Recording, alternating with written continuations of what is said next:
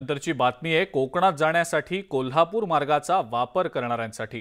कोल्हापूर मार्गे कोकणात जाणाऱ्या रस्त्यावर सध्या खड्ड्यांचं साम्राज्य असून वाहन चालक अक्षरशः त्रस्त झालेत।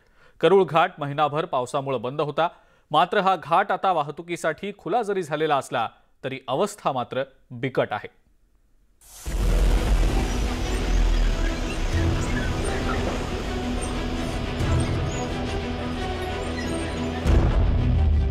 कोकणात निघालेल्या गणेश भक्तांची वाट बिकट।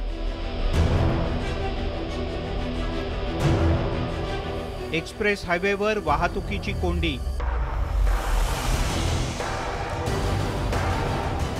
करूळ घाट आणि गोवा हायवेची लागली वाट।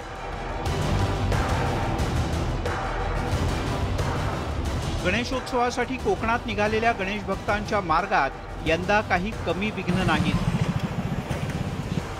मुंबई गोवा हायवे खड्ड्यात गेलाय।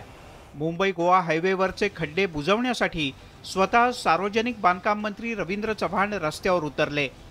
मंत्री रस्त्यावर उतरूनही मुंबई गोवा हायवे खड्डेमुक्त झाला का हा संशोधनाचाच विषय आहे। सर्व अडचणी दूर करून कोणत्याही परिस्थितीमध्ये डिसेंबर 23च्या अगोदर हा पूर्णच्या पूर्ण रस्ता पनवेल पासून पूर्ण सिंधुदुर्गाच्या टोकापर्यंत म्हणजे बांधापर्यंतचा असणारा रस्ता हा कसा कंप्लीट होईल यासाठी आम्ही सगळेजण प्रयत्नशील राहू। कोकणात जाण्यासाठी मुंबई पुणे एक्सप्रेस हायवेनं कोल्हापूर मार्गे कोकणात उतरावं तर तिथे सुद्धा वेगळी परिस्थिती नाही। कोल्हापूरच्या करूळ घाटाची अवस्था धोकादायक आहे, त्यामुळे गणेश भक्तांना मोठं दिव्य पार करून गावी जावं लागतंय। गाड्यांची अवस्था बघा तुम्ही बारकाईनं, इतकी वाईट अवस्था आहे रस्त्याची, त्याच्यामुळे गाड्यांचे पण नुकसान होत आहे खूप, त्याचे एक्सल तुटण्याचे पण चान्सेस भरपूर आहेत। या रस्त्याची बिकट परिस्थिती असल्यामुळे रात्रीचा प्रवास इथून करणं कठीण झालं होतं, म्हणून आम्हाला स्टे करावा लागला। नाहक खर्च पर्यटकांचा होतोय किंवा गणपती जाणाऱ्या लोकांचा।